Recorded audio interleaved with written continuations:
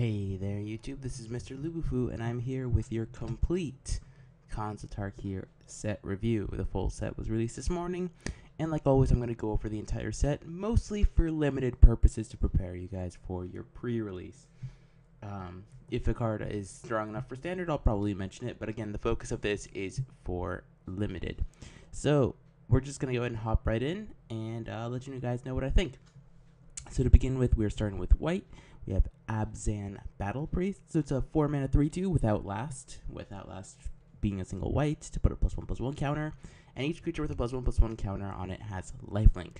This guy seems pretty strong, actually. There's quite a significant number of +1/+1 counters running around, not just in Abzan. So this guy seems like a pretty powerful uncommon. Definitely a card to keep your eye out with if you have a good themed deck. Now I have Abzan Falconer. Same thing as this one. Except giving it flying I find is pretty relevant as well.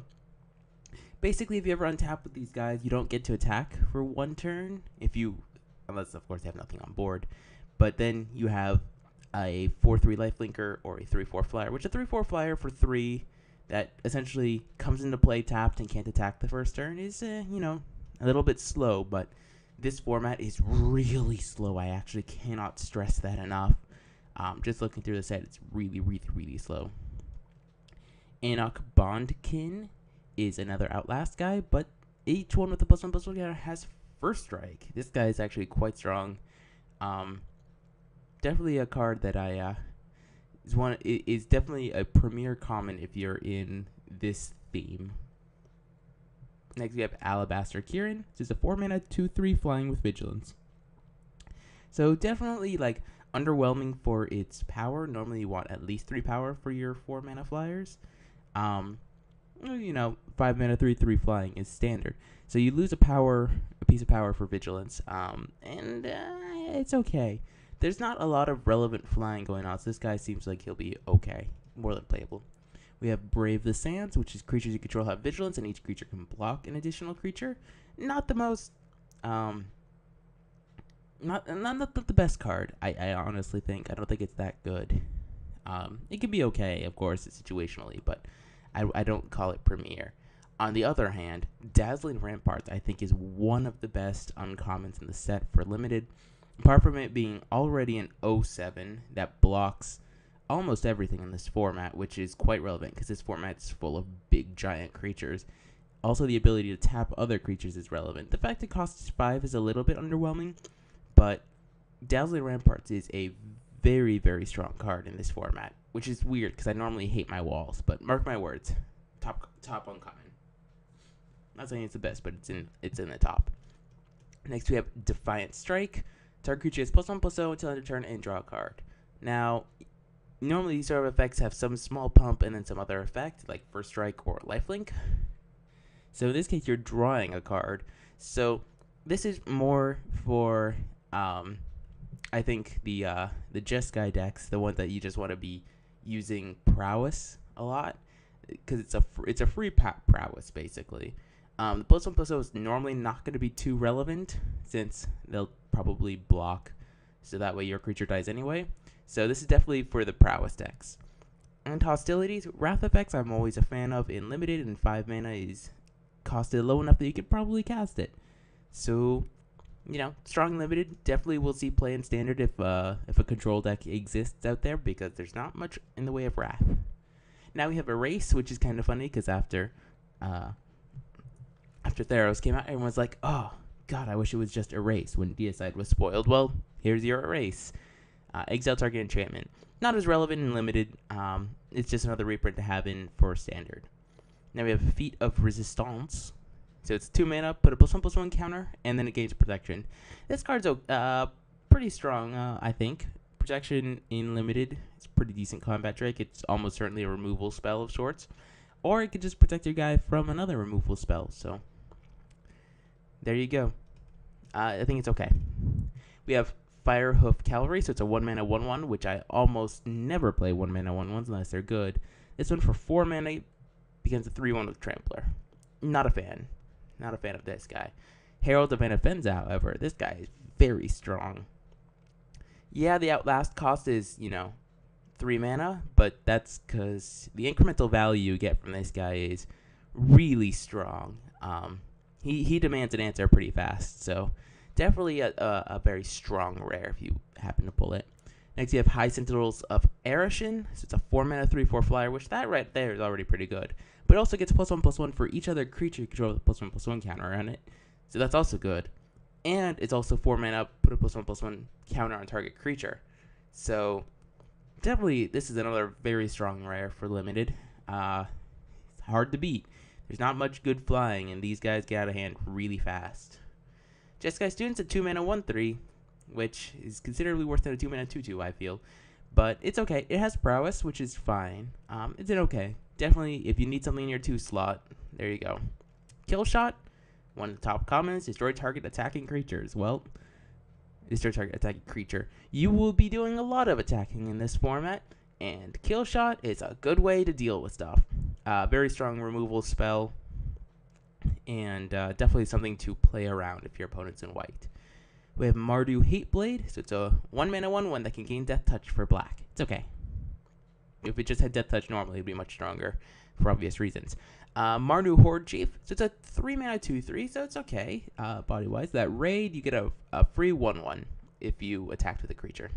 So it's okay. Nothing extraordinary, but a pretty okay common.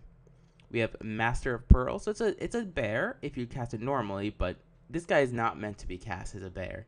He's meant to be cast as a morph, because when you turn it face up, it's your creatures win all combat this turn, or target opponent loses because they don't block and then all of a sudden they die. So I think he's very strong. Prepare to get blown out by him at some point. We have Rush of Battle, so it's a 4 mana sorcery, which takes away a lot. Creatures you control get +2/+1, and warriors gain lifelink. Because it's a sorcery, and just warriors gain lifelink, it's not as strong as a Sanctified Charge in M15, so I'm kind of disappointed. I don't like it very much. Sage Eye Harrier, 5 mana 1/5, so and it's a flyer, so it's a pretty good flying blocker, which there are very few in this format. And it also morphs for 4, so it's okay. Nothing extraordinary. It's more like a flying wall. Next we have Salt Road Patrol, 4 mana 2/5. Now there's a lot of creatures with 5 toughness in this format. Just a lot of them. It also has Outlast, which is pretty good too. It makes a pretty good wall. It feels very Pillar Field Ox-ish to me. So it can be okay. Seeker of the Way is your bear with upside. So he can get out of hand really fast. I mean, he could be a bear with lifelink and then become a 3/3 lifelinker for a couple turns. So it's okay. Feels the curve pretty nicely. Siegecraft, enchanted creature gets +2/+4. Meh, I'm not a fan. Smite the Monsters, on the other hand, yeah.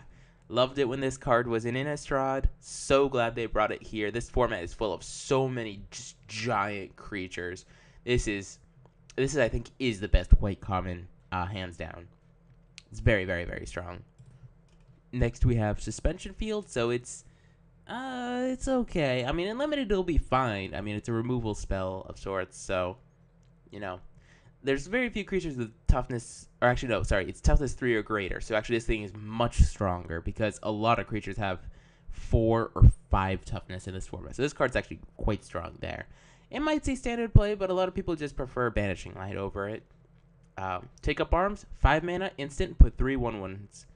At this point, by the 5 mana point of the game, putting 3 1/1s is not as strong as you might think. Though throwing one away to trigger a raid is pretty good.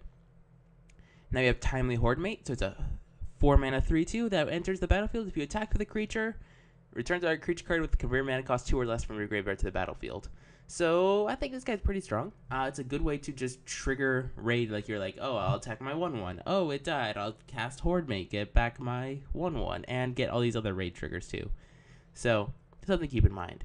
Venerable Lamassu, which new creature type, is just a 5/4 flyer for 7.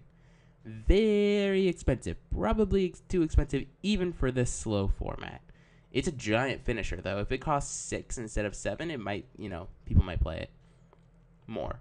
Work Behemoth, another giant fatty or giant creature with that's mostly as a defender. And it has morph, so it's okay. I don't like it that much, to be honest, but it's fine. Watcher of the Roost, pretty good. As I said, there's not a lot of flyers in this format, and a 2-1 flying gets passed a lot. The 1 toughness is a little bit disappointing, but you also gain 3 life, or 2 life when it morphs, so it's fine.